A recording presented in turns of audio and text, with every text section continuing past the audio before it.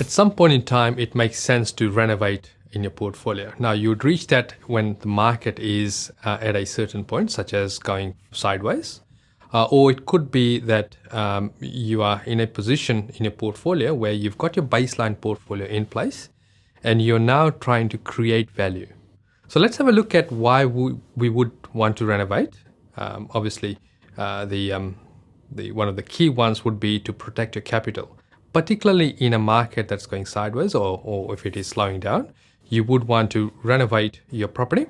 Obviously, buying well to begin with, you'd renovate the property to make sure you're forcing the growth up so that your loan-to-value ratio across your portfolio remains stable.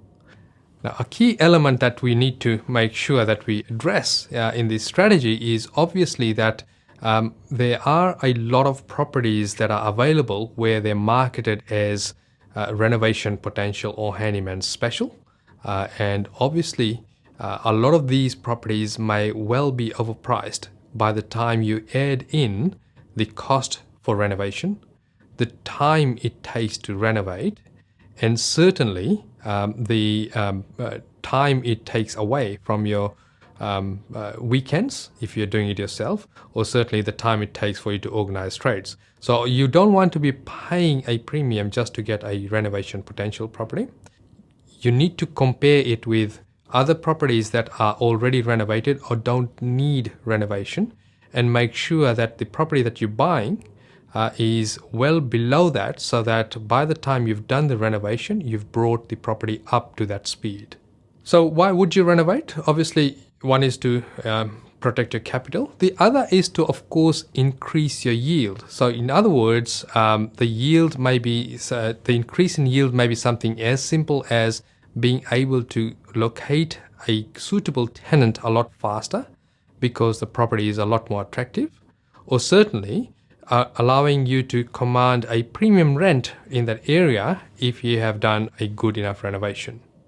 The third reason you would renovate, obviously, is to actually retire debt. Now, this is your end stage strategy where you are specifically going out to buy these properties with the idea being to either renovate to sell down or renovate to increase equity and therefore eventually paying down your portfolio. So what do we look for in a renovation potential property? Obviously, we want to start with the streetscape because it is one thing that you don't have a huge degree of control over. So you want to be making sure that when you are looking from the property from the curb inwards, that there are some relatively small changes that you can make which make these properties very attractive. Simple things such as adding a fence, simple things such as painting the facade, and putting in some nice gardens around the property to give it that nice look as you are viewing it from the curb. Then we need to be looking at the money suckers within the renovation. These are things that you would need to do, but does not necessarily add value to the property. A really good example of this would be the wiring within the property. So if your wiring is relatively old, so in other words, you've bought a much older property and you need to replace all of the wiring, that does not increase the value of the property because it's not something you can see with the naked eye. It's not something that is a value add in itself apart from a safety point of view, and therefore it does not increase the value of the property. Another idea would be the plumbing. So let's say you had the old galvanized plumbing within the property and you then from a ethical point of view are changing it to more modern fixtures. That does not necessarily increase the value of the property at all.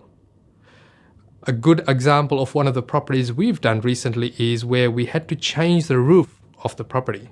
The roof was a tin roof and it was full of holes, and we had to it was more economical to actually replace the whole roof than to try and repair it. Now, whilst it made the property a lot more safe and sound and gave it longevity, it did not necessarily increase the value of the property substantially.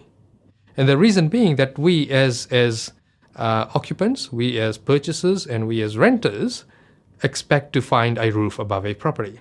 and therefore it does not add significant value.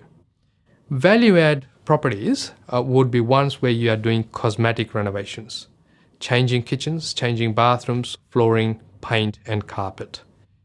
This way, you're not caught in with council in terms of approvals.